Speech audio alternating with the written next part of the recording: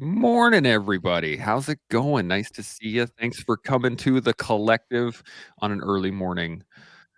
Tuesday? It's Tuesday, right? Tuesday. Oh, wrong person to ask. Well, Day one. actually is. So I got thanks, Travis, Glenn. Thanks for coming in. I really appreciate a last minute notice for an early morning get together. I think so. Pretty happy about it. Actually, before we go anywhere, I do want to remind anybody that's watching this early in the morning to make sure they like and subscribe and hit the notification bell. That way they can get the email that everybody else just got saying, hey, the collective is online. You should probably go watch them. And that's where we're at. Look at that. Satch is watching. Morning, Satch. Morning, Seth. I hope you're doing your best. I can't stop doing that. It's just so much fun. Any thoughts today? Anything on the top of your guys' minds, or do you guys want to jump into a comment, possible question from the interwebs? What are you guys thinking? What do you got? Well, I'm keen to keep talking chemistry like we were before. But aside from that, we can jump into the comments on my side. We could try and help the internet today. Just okay. I guess if that's what we're gonna do today, I guess we could do that. We have a question for y'all. The question is, do you think a Laconic community could possibly work? And I'm going to give you a little bit of a descriptor on this. Do you guys know what I'm talking about when I say a Laconic community? Definitely not.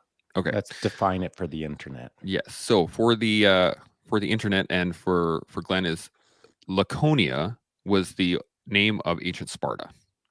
And they were referred to as laconic because they were very terse and used a lot of brevity in their speech. They didn't use a lot of actual flair, I guess, or nuance in their speech. There's a famous situation that came about when the king of Macedonia tried to threaten Sparta, and he said, if I take over your country, I'm going to burn all your fields and put all your women or your men in slavery and all this stuff. And the response by the Spartans was, if. And so I've seen over the last little while on the internet that there's kind of a resurgence out there where people want to create this community of warriors, of warrior poets, maybe. People are trying to gather communities amongst themselves within the larger world. Tim Kennedy's a great example, trying to create schools and trying to create the physical community around him to be stronger, faster, better, all that kind of stuff.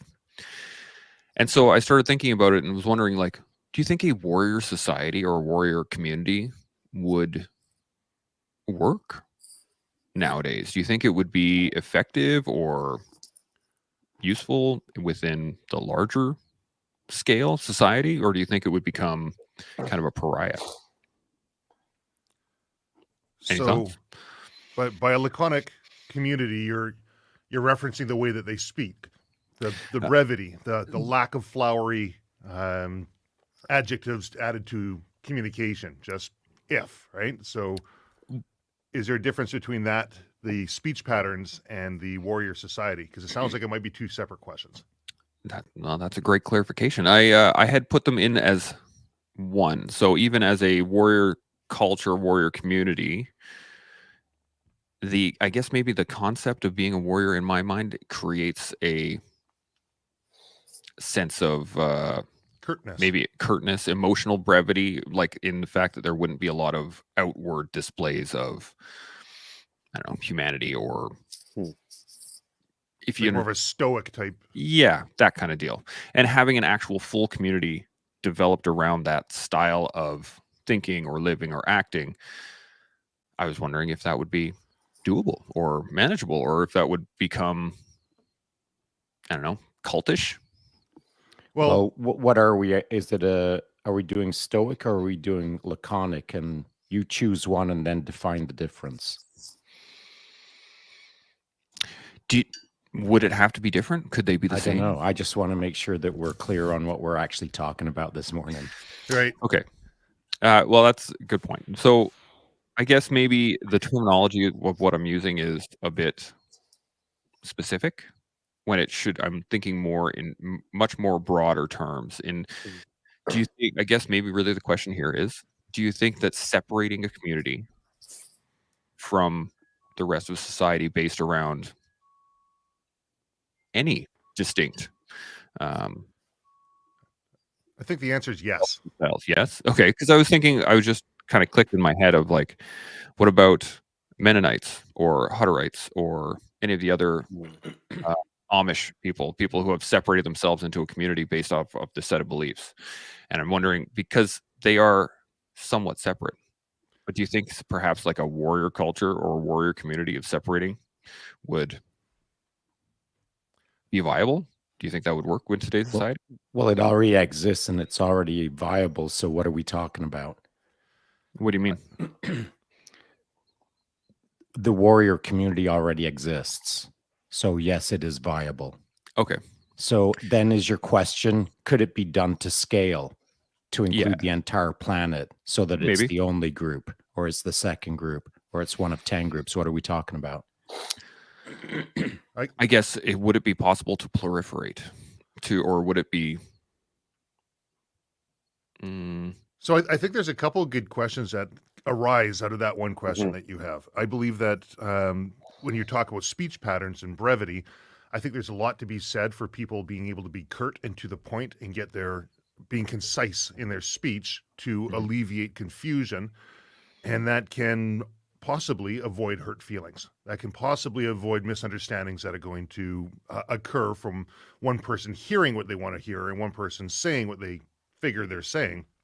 So on the speech pattern side, with the caveat of being mindful that we're all human and that we have different ways of interpreting things and being open to that philosophical standpoint of charity, that if somebody is saying something to you, maybe we just don't automatically jump to the worst possible reasons that they're saying that. What's the best possible reason they could be saying that? From the standpoint of separating into different communities, I mean, absolutely. As Shaun says, we already have warrior class. And do our communities create our culture? Does our culture create our communities? I think it's going to be a mix of both, but without the balance between the two, if all you have is, as you say, a laconic community that encompasses the world in a plural sense, you need that counterpoint, because any way of thinking left unfettered will lead to an ultimate resolution, which is it never turns out to be something that's desirable. Having that level of balance, I think, is definitely needed. So those are the two things I took out of that question. I like that a lot. Glenn, any thoughts? I just Shaun? had to quickly look up Laconic so that, I mean, we spent 7 minutes and we're the total opposite of Laconic at this point. Yeah. And so Absolutely. I destroyed it. Chance. Hell, man. So let's just get right to it. Let's be laconic about the definition of laconic.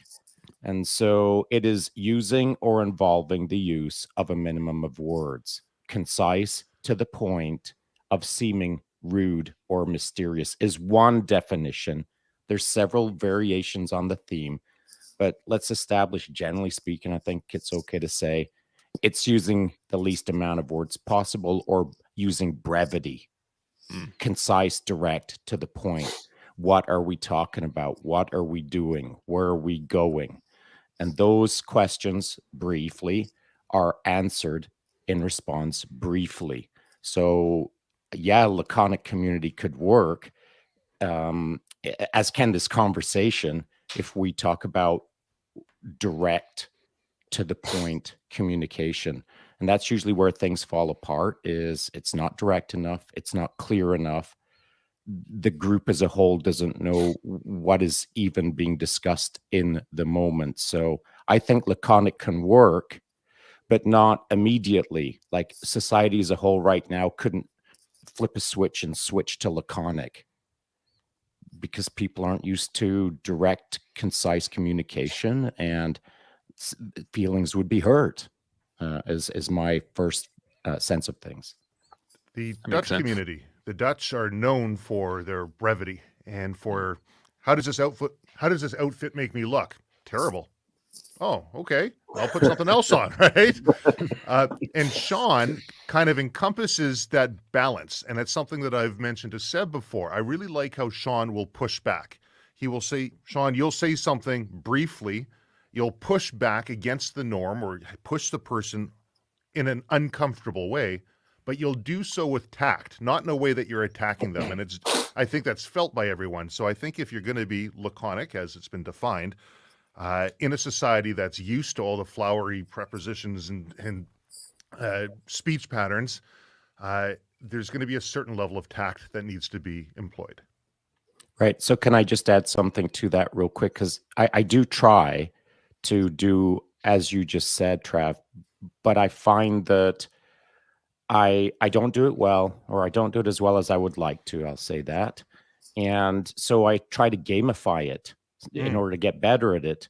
And so I find sometimes I'm on the right side of it, and sometimes I'm on the wrong side of it. I still calibrating to the person in front of me, or each new group or each new situation requires, there's not just one way to do it. And sometimes as you're free flowing it and trying to feel out what's going on, I get it wrong. And so sometimes I'm too direct, sometimes I'm too concise, sometimes I'm blah, blah, blah. So I don't think there's a set piece solution for a laconic community. There has to be, I believe, an overarching theme of let's directly communicate with each other without it being offensive, and let's see where it goes. But it shouldn't be that's the only way that we're going to communicate for the rest of days, because I just don't think people could take that heat. I think you raise a good point there, because you are actively trying, though, right? It's not that you don't care about the other person or the other person's emotions. That level of effort to try is the important piece. And I've personally found, I guess, under the definition of laconic, being direct has saved my arse so many times when my natural upbringing has always been, Trav, you're a big guy. You got to be careful when we're playing sports. You don't want to hurt the person. You got to be careful about what you're doing. And so I'm always tiptoeing around people. And up to a certain point in my life, I found that trying to be so concerned and cautious about a person's feelings that you end up creating misunderstandings that will ultimately create resentment or further hurt feelings in the future. So I think, I look at some of the best people that I know in business, and they're just straight to the point. They're not trying to hurt your feeling. They said, no, this won't work. No, I don't think this will work for ABC. Next. And they're on to the next thing. That level of brevity, I think, is very important for people to understand. And surrounding yourself with people who set a high standard or a good standard or a clear standard of what brevity means. My wife, as an example, is an engineer. More to the point, she's a project manager or within leadership. Coming up through the engineering world and who she is, she actually makes me realize that I don't have enough brevity. I'm not communicating as directly as I should. She does a better job of communicating in a laconic manner than I do. And so if it's not in your household to hold you accountable, like my wife is, then you've got to find people who do it well, who do communicate in a direct, concise, but non-offensive way, as I'm trying to. But I look for ways to do it better by looking out there to see who actually does it well. I like this. Glenn, you got any thoughts on? Just kind of something small to piggyback off Travis and Shaun. Kind of when I was thinking about it, I like the idea of brevity. Immediately I thought about deeds, not words. Immediately, but at the same time, the brevity in speech. Just kind of thinking about this, not necessarily this day and age, but what's going on in the community that I kind of see is that there's not enough communication at the same time. So I could see both sides of it. And, the brevity of communication, if, as Shaun said, if it's clear, concise, and quality is beneficial. But if it's uh, you know, concise in a muddy, rude way, I could see how someone can interpret that in a not so positive way. And then I could see how there could be a clash with that. So it's not really a point. I'm just kind of highlighting the both avenues that I thought of when this was presented to me. Well, that's beautiful. I wouldn't mind just adding to that, and then I'll step away from the mic and see where you guys take it. So, on the weekend, of course, I was out in Ottawa hanging out with some characters, and how we used to be able to communicate was like this. Did you see that blink? That meant something. Mm-hmm. And so that's how we calmed, because our ability to direct, concise, and to the point got refined into a nonverbal communication. Whereas at the other end of the spectrum, there are people who obviously can't do that. And their idea of communication is not saying anything for a really, really, really, really long time. So as you sit down with them and try to blink comms, you're going to spend another 4 days listening through a contorted and twisted and unsure path that you're not sure where the communication is leading to. And at the end of it, you still don't know where you went. And so some people communicate like that. And it's my job, I suppose, to figure out That's how how we to started this communicate both conversation. ends of things. Mm-hmm. And so if let's take it to maybe a real case example, where if someone sits down and says, yeah, I could use some help from you, it's my job then to figure out how they comms or the communication style. Maybe they don't want to have the conversation dragged out through a bunch of analogies and metaphors and so on and so forth, and have them open up to the conversation so that they can guide the topic. Where unlike some people may just require me to be direct, concise, and to the point, and not solve the problem, but get to the root of the problem in 60 seconds. So there's lots of communication styles, but I don't think that we could all be laconic, lickety split, because that's just not the world that we live in right now. Maybe in the future, but I'm not sure that will ever happen. So it's the calm style that has to be determined by the person or the group that's standing in front of us. That's maybe where we could start the conversation, I think. I like that. My thoughts were wondering if we actually were to enable the ability to be laconic in our speech patterns, do you think that would affect art, theater, entertainment, that kind of It already is. It's called AI. It's ooh, called GPT 4.0. that's a good point. Do you think that would And the limit? laconicness of it is this: 12 seconds of typing, and all of a sudden you've got a novel in front of you. And so we are in a laconic age right now called digital GPT.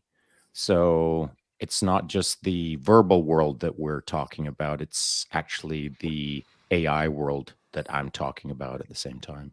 Mhm.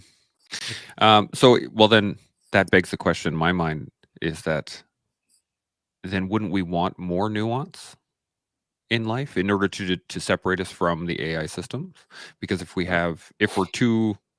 become too laconic to the point that we are thinking in terms of prompts and responses, then we will eliminate the ability for nuance, for subtleness, for finding So the Oh, small wait pieces. till we combine AI and humans with a Neuralink, and all of a sudden laconic communication is instantaneous and all encompassing. And let's see where that goes. I mean, we don't even do verbal well at the human to human level. So I'm sure things are going to get mighty interesting. It's pretty interesting. I really love these. I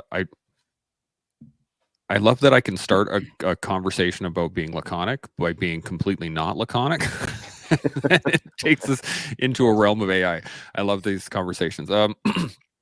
So let's talk more about the communication styles. And do you think that you need a balance like as a person, do you think it's better to be balanced in terms of where you sit as being, say, more nuanced or subtle versus laconic, or do you think it's the ability to grab what you need in those moments?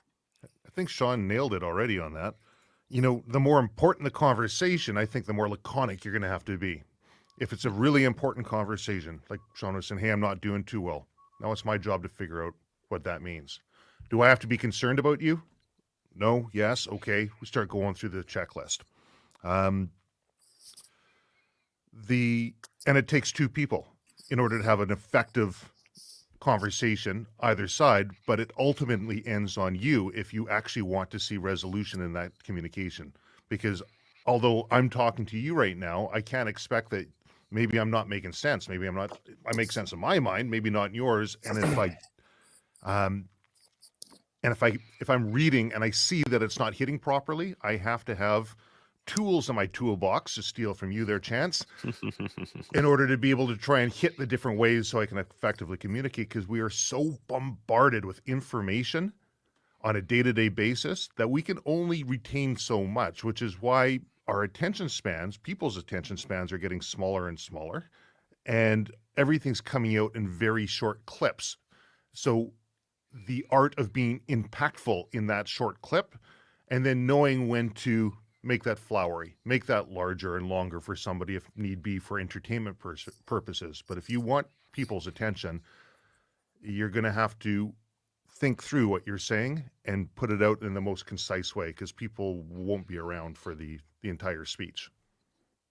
For the most part. Glenn? Travis, Glenn, you have a thought? I love what you said, man.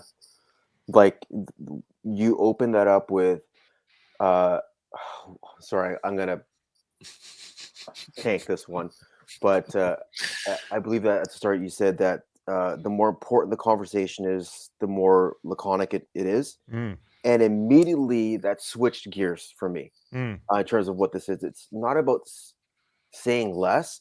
It might be about listening more, observing more, and being more aware. Mm-hmm. Active communication. Yeah. So that, I don't know if that changed it for anyone else, but for me, that completely switched the gears. So maybe it might be worth exploring. Okay, was this expression not so much? Was laconic actually potentially more for being more aware, more observant, more engaged into the environment, that situation, or something else? Mm-hmm. I don't know. That's a good question. It kind of calls into an idea of what the definition is, right? It's few words, being concise, and it's about saying less, but the mindset switch of turning it into basically being present more with that conversation versus just trying not to say as much, which I think is an interesting line to go with. There will be times when you have to say a fair bit in order to be able to get your point across. Like basic interview and interrogation. If you're going to be interrogating somebody, you're basically doing all the talking, and you're doing theme development, and you're creating something until the person is mentally prepared to accept what it is, whatever theme that is that you're throwing out there. And you're watching the entire time. You're seeing, is what I'm saying hitting? Is it not hitting? Am I on the right track? Am I not? Okay. And I'll kind of get over there. Which is contrary to a lot of people think of as interrogation from the movies. You talk now, whip, right? Yeah. So we're interrogating right now. We are. Yeah, exactly. I like that. So and that's why I think the world's a bit backwards right now, a bit sideways, a bit messed up. And here's my grand theory that I've had for a while. Because as we all sit here right now, we communicate reasonably well, reasonably directly, reasonably clearly. We can stay reasonably on point. But not everyone does that well. But where a lot of people do it really terribly is in the written form. Most humans, most adults know how to communicate verbally on a phone. They can communicate better than they can write. A lot of people don't write well. And if they do write well, which isn't that common, by the way, then they're not as clear in their writing as they are in their speech, in their verbal. And so as I see it, there are 3 levels to the communication game. And I'm super simplifying. I'm not going to talk about, nonverbal communication and yada yada. I'm just going to talk about the written, we'll call it Twitter texting, and then we'll call it the verbal, which is on a phone, and then we'll call it communicating verbally and visually, just like we are right now. And that's why I wanted to do this, or the collective, is because I could pick up a phone any day of the week and start talking with someone to try to be helpful to them, but they ain't getting the read on me, and I ain't getting the read on them. And the reads that I get visually are way more than the verbal reads I get. And so I see them as levels or layers of communication. The worst level being the written one. And here's why. As I've already established, I don't think that too many people write that well. But even if they do write well, it's generally written on a one-way communication style. In isolation, in the dark, whatever it is, all up in your head, writing what you think is important or trying to lead the conversation how you think it'll be helpful or not or whatever. And then it gets sent and there's zero feedback until you get that digital 1 and 0 back to you that is a response that you get no read on other than what you literally read. And then it's for you to interpret or misinterpret, which is usually the case in Twittersville or whatever, where people start ramping up and getting divisive and angry because one person can't write well, the other person can't write well, and their communication style is already a disaster before they start. So it's one-way salvos back and forth. And so that gets stripped out of the way once you pick up a phone and say, dude, did you just write what you wrote? And now they have some level of accountability. Now they're thinking verbally and written. Combining those two sensory outputs, it brings some consequences, some accountability, if you will. But then take it to that other level, which is what we're doing right now. Now it's all real-time consequences. It's all real-time feedback. If someone says something that is completely sideways, none of us have to say a word, but we all know what's going on. And so a laconic community can't exist in a digital space without interaction. So I like that. If we're not talking about a digital space, let's just swipe that off to the side of the screen and talk about a 3-dimensional, we'll call it an organic world where we're all trying to communicate side by side, walking down the street, in the mall, whatever. I'm not sure that that style of communication could work right now because just not enough people are used to communicating properly. It's almost like we're losing the art of communication. I think that's why emoticons were invented, Mhm. because people lack the prowess of being able to compose something in the written word and convey their message. They'll write something out and put sarcastic face or scratching my head or rolling around laughing, right? Mm-hmm. I think that's It's hard that's a to be great point. thoughtful. It is hard to be thoughtful, yeah. The it's funny, as you were talking about the written word, it struck me. Do you guys remember writing essays in school back in the day? Yep. And being told that it has to be this long with this many words and blah, blah, blah, you have to make it this many pages, whatever. And I remember writing my point out and going, I'm not even near the word count. Okay, well, now I'm just going to start putting in fluff words, right? You just start adding in stuff in between. And, it's not that you can't do something. It's that I have lacked the ability to engage in this particular thing. Like, you just add stuff for no reason. And I think that perhaps that might have something to do with it, is the fact that we weren't so much, at least I wasn't taught how to write. I was taught that these things are required in order to have good writing, but I was never taught how to express myself in writing. And I think that is something that we're lacking, because I actually, once I was out of school, I had a friend of mine who was a writer tell me, oh, write it down and then say it out loud. See how it sounds. And I was like, what? It can't be that different, can it? And it is. That's what you write out in your head, and you're like, oh yeah, that sounds great. That sounds great. And then you say it out loud. And then let's not do that. I think that's part of what you were saying, Shaun, is the fact that there's this gap between how we write, why we write, and what we actually mean. There was and there's levels within the levels. So, we've got the written, we've got the verbal on the phone, and then we've got the interpersonal digital audio visual interaction. So in each of those levels, there's sub-levels, levels to the levels. And so let me give you the example. When I write nowadays, which is different than when I was writing in grade 6, nowadays, I'm not writing for me. I'm not writing to try to explain things to myself in a way that I like to hear them.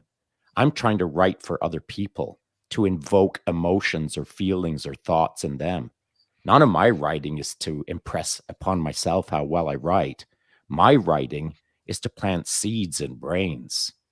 And that's a different level. And there's levels above that level. Whatever those levels are, I don't know. I still got to figure them out. Who knows? But I'll get after it. I'll try to figure out how to write better.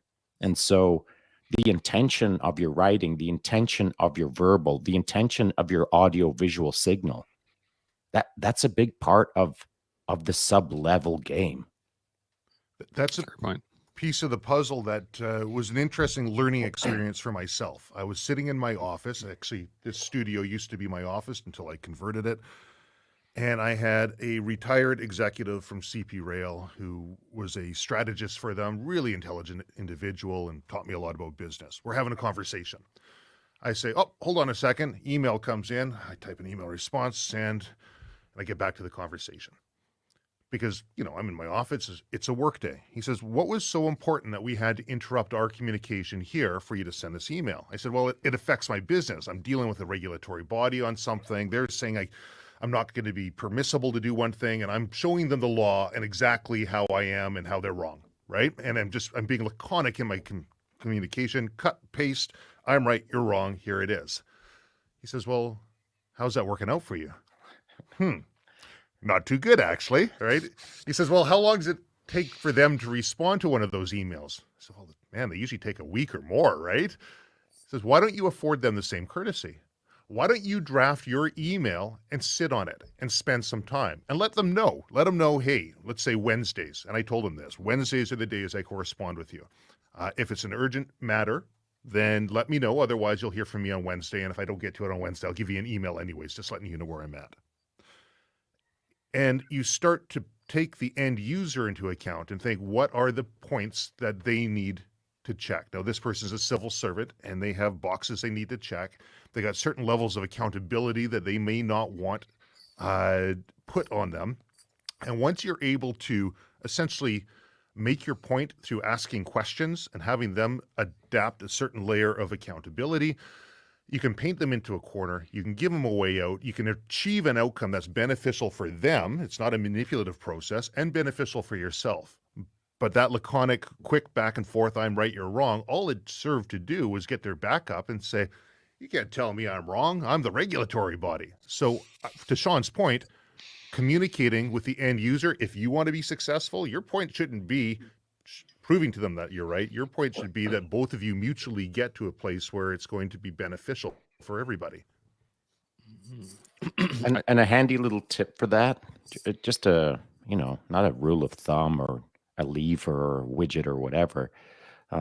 It's for you to take or not. In those moments, how I like to establish the branching point as that email comes in is, do I work for him or does he work for me? The moment that someone is sending me something and I have to make an instant decision on respond immediately or not, I try to think, am I working for this guy?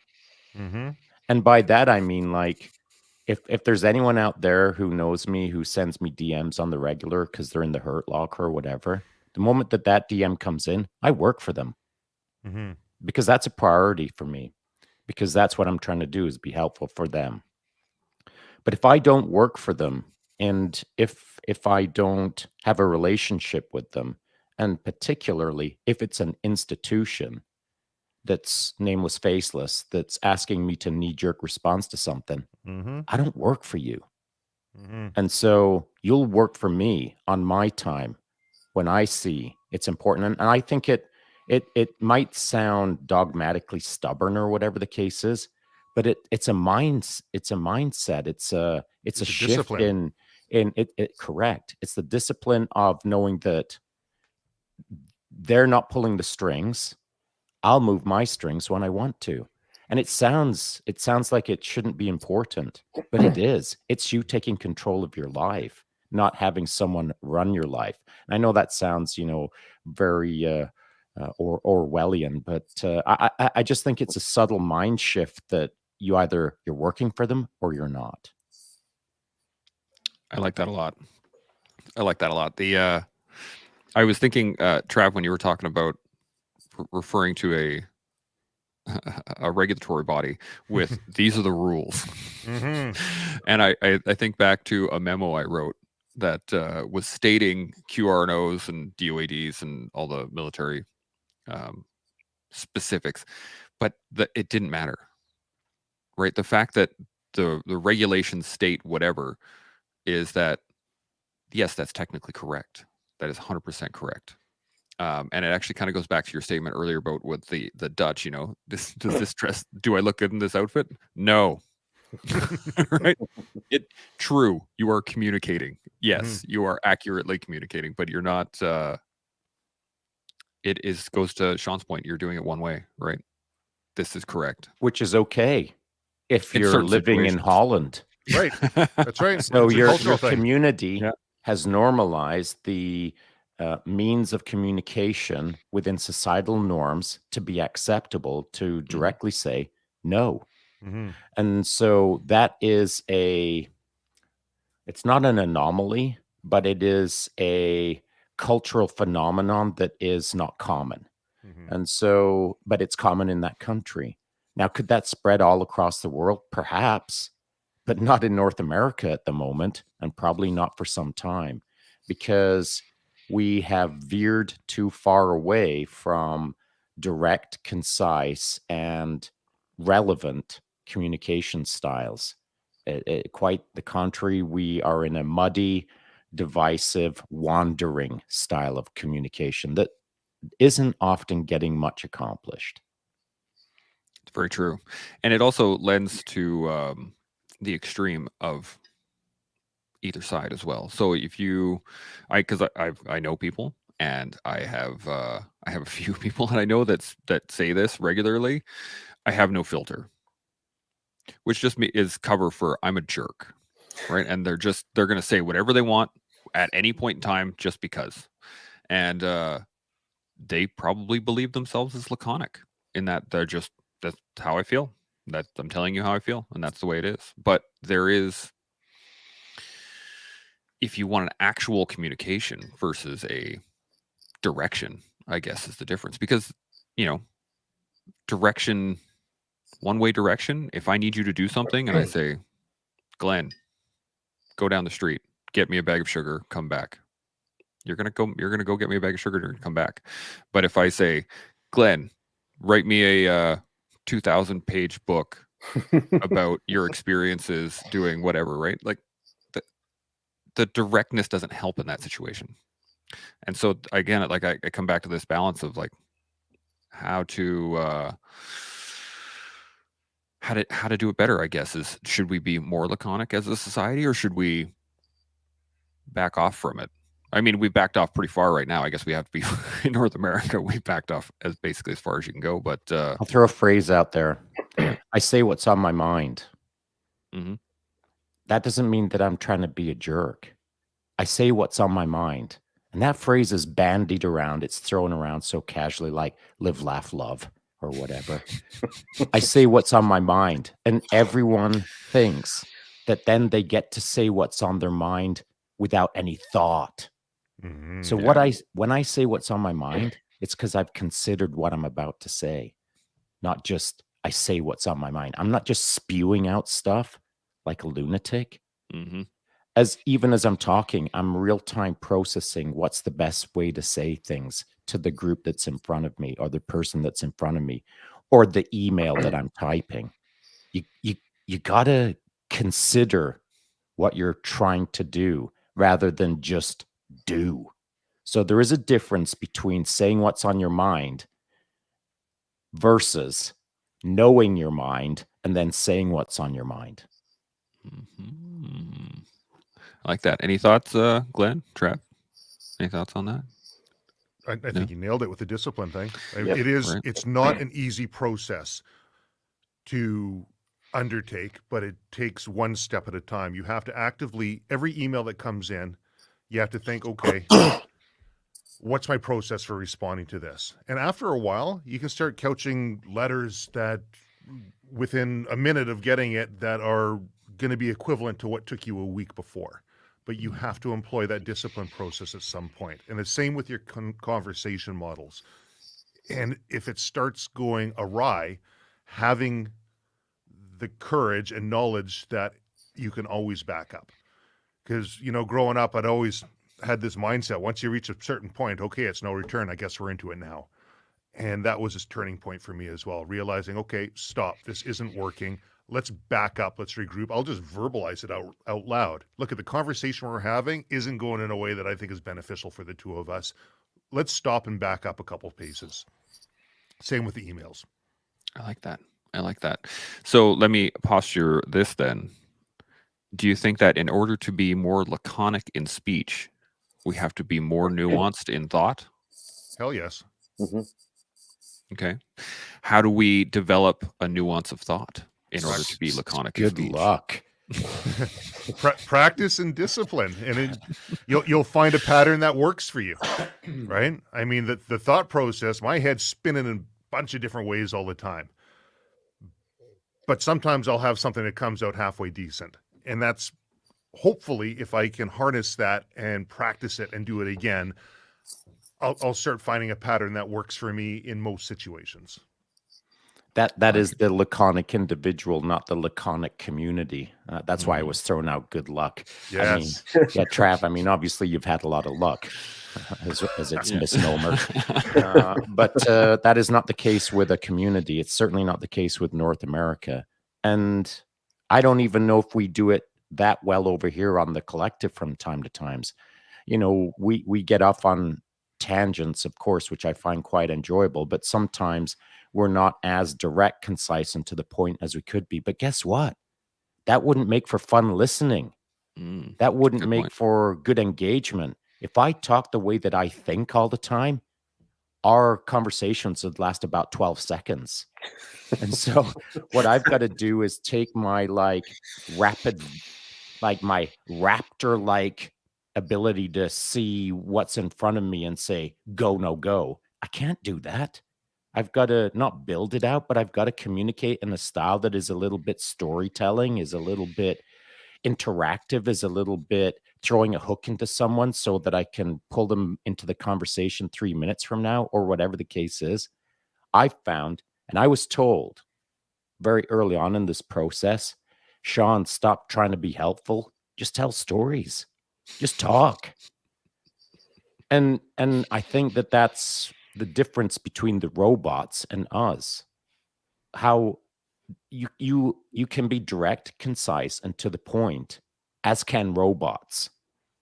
But I think there has to be a little bit of flair, not too much fancy boy flair, but just a little bit of flair in your direct, concise, and to the point sometimes, so that it gives a veneer of some personality, of some character, of something that is an attractive element to the point that is being made, so the other person can have a sense of humanity to some degree. Am I off base, or what do you guys think? I think you're 100% on base, and I think not everyone is going to take that one statement exactly as you meant it. Think of like Simon Sinek and his TED Talk on the Golden Circle. If you haven't seen it, it's a great. A lot of people have seen it. people don't buy what you do, they buy why you do it. And he says that like 20 times throughout the entire talk. But he keeps talking on things. He's got that one point. People don't buy what you do, they buy why you do it. And then he gives a story and he says it again. And then a different type of a story and he says it again. And one of those stories, or maybe more, is going to impact and stick with somebody. Just like in this conversation, Glenn said, hold on a second. Something was said in the conversation, and now I think about it a little bit different. If we stopped at what Chance said and said, yep, no, and then that was it, and left people to think about it, we wouldn't be as far ahead as we are now by expanding the conversation and saying the damn same thing over and over again, but just from different angles, right? 100%. Yeah. This is why I wanted to get into this conversation in general, is the fact that I've been looking around and trying to understand, I heard this from somebody a little while ago that, most podcasts have a certain style and you can basically copy paste one to the other. And I've been looking around at like communication, who communicates, how do they communicate, why do they communicate, what is it they're trying to get across? And a lot of the stuff out there is just noise. It's just the noise that's in their head that they're putting on a speaker, and then they're putting it out in the world and be like, oh, look, noise. And so I was like, well, what if we had a community that actually wanted to communicate and communicate clearly and definitively? And that's where I came up with the concept of a laconic community. But at the same time, that can it can go to the extreme, right? You can go to a point where, well, I mean, actually, to your point, Shaun, very early, you said, the people you were communicating with over the weekend, you used to communicate through mostly nonverbal, right? And you can go to a point in a laconic community where communication is nonverbal, but that means that no one else can join because they have no idea what's happening, right? They're not involved, and it becomes a very segregated community, and the fact that they're no longer able to communicate with the outside world because they are so used to communicating their way. So I was wondering about the dangers of that, where you hit a line and you go, we can't come back from that. Any thoughts? Well, I see not every podcast, definitely not the Silver Core podcast, definitely not. I see a lot of other podcasts out there that are basically a written email verbalized in a one-way direction to an audience that they don't know and may not even care to know. It's just it's a one-way delivery of a written thought. And so that's the very last thing that I wanted ever. Because if I'm going to do that, I'm just going to send someone an email. What's the point in going through all of this fuss to get in front of a microphone to deliver emails in a one-way direction? So my thought is what we're doing here is good. And I'm not going to say it's super unique, but it's different. And I think the reason that it's helpful or may get traction someday is because at least we're freaking talking like human beings with each other and looking each other in the eye and nodding our heads or shaking our heads, or at the very least being interactive with each other. That's a good point. Yeah. Trav, you got something? No, I think the collective here, the biggest value that it has is what I'm seeing happen in real life is the listeners are interacting with each other. The listeners are interacting with the guests. The guests are interacting with each other. And it truly is a community that's building upon itself. I've spoken on the Silvercore podcast with other people that have been on the collective because they've been on the collective.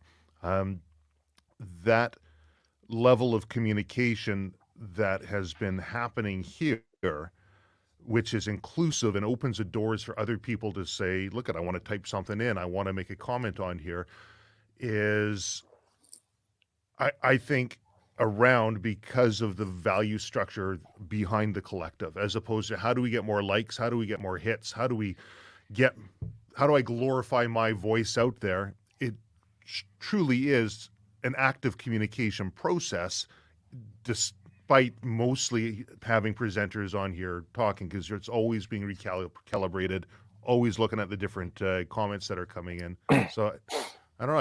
It's an interesting phenomena, and it's fun to watch.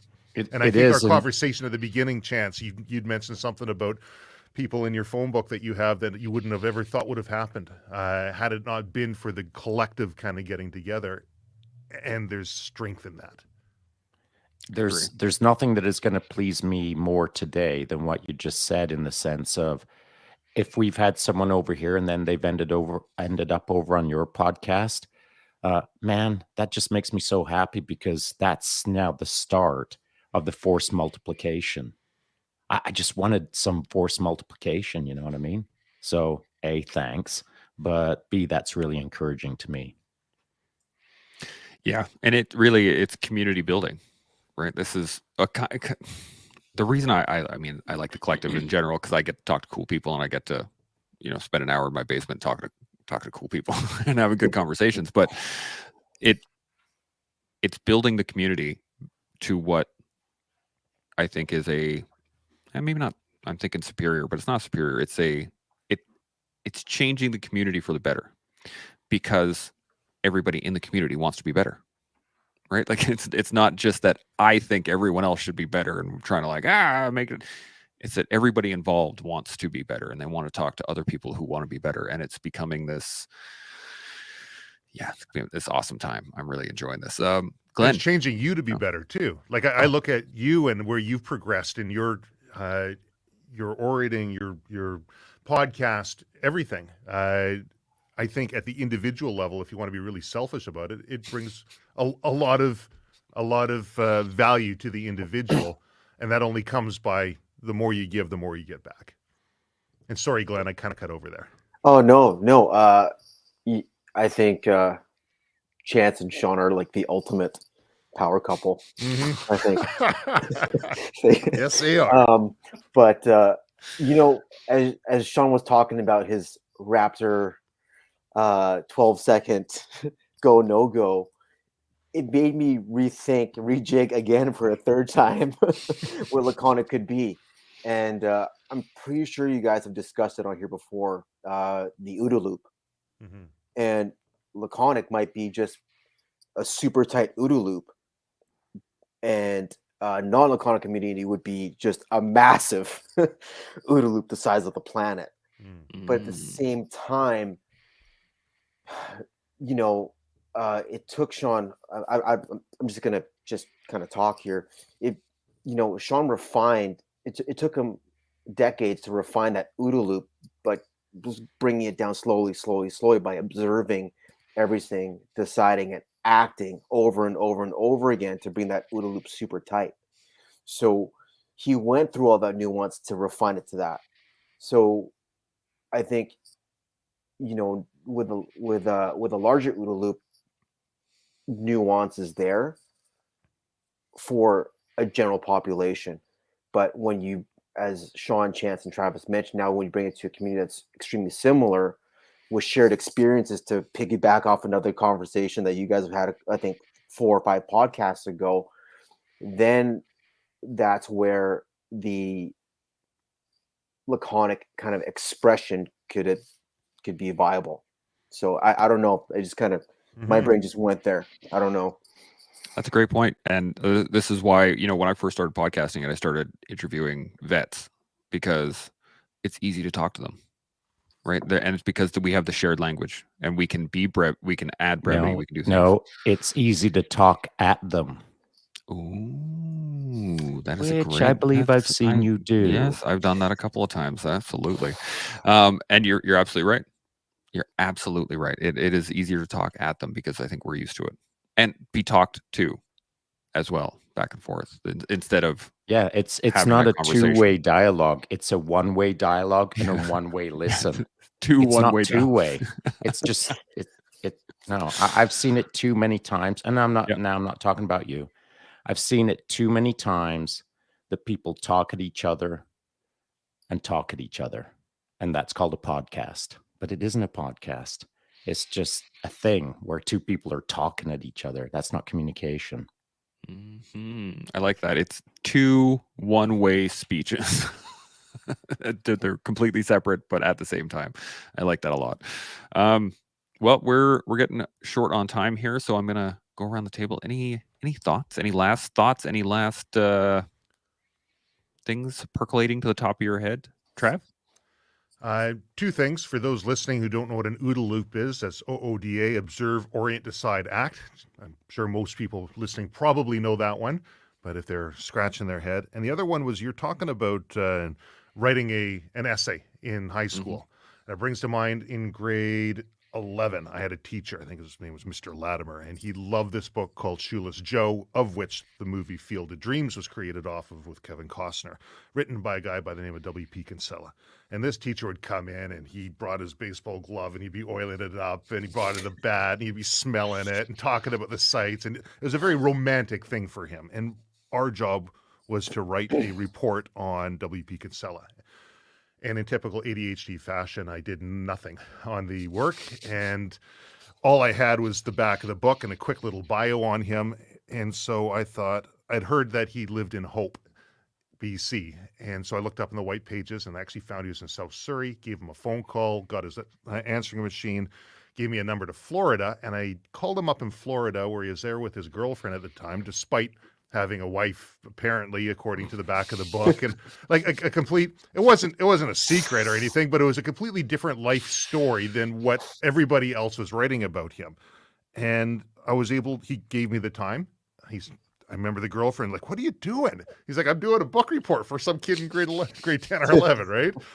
And that communication, my teacher took me a while to convince him I actually did that. He eventually gave me a copy of the book and was able to verify everything. But that level of interaction with those who you are consuming, I think, is something I would encourage through anybody watching the collective right now. Just because Glenn or Chance or Shaun are of a certain level or background or brings whatever it is to the table, all of them are very willing to answer questions and to interact. And from my understanding, that's what the collective is all about. So I'd highly encourage people to take that same life hack. Why try and write that whole essay all by yourself and figure it out when you have resources here? If you're willing to put the effort in and be respectful of people's time, you'd be surprised at what people are willing to do for you. So that's the only thing that comes to mind. Outstanding. Glenn, any final thoughts on what we're talking about? No, just great conversation. And, man, you guys are great, man. That's it. Well, let's Shaun, any final thoughts on laconics or communities? Anything? Yeah, I love that story, Trav. And as you were telling it, here's the only word that kept popping into my head: seeker, an adventurer, which is a characteristic that I love in anyone. And so if you can just find a way to just seek a little bit more than you normally do in your day, if you can just like put the word adventure into a sentence today, you're better for it. But not just adventure out in the mountains, adventure with someone else in a conversation, just like we try to do here, or I try to do here every morning, is adventure in the conversation. Kind of gamify it into an exciting adventure that you don't know where the base of the mountain is during the hour of your conversation, and see where you get to. I love these conversations because I love seeking. And so, Trav, that was a great seeking story. I really enjoy that. And it actually brings up what you and I were talking about beforehand in the green room, is that, you never know. You really don't know anything that you think you know about whether or not this person will talk to you, or whether or not you can get this information from this person or that person, the other person. You never know until you actually do it. If you put out your hand and say, hey, how's it going? You shake someone's hand, and you can actually engage in a conversation. You can find out more about not only them, but about yourself. And then you can build upon that every day in order to learn, in order to build, in order to grow. And you can do that here with us on the collective every day. So we'll see y'all tomorrow. Chimo.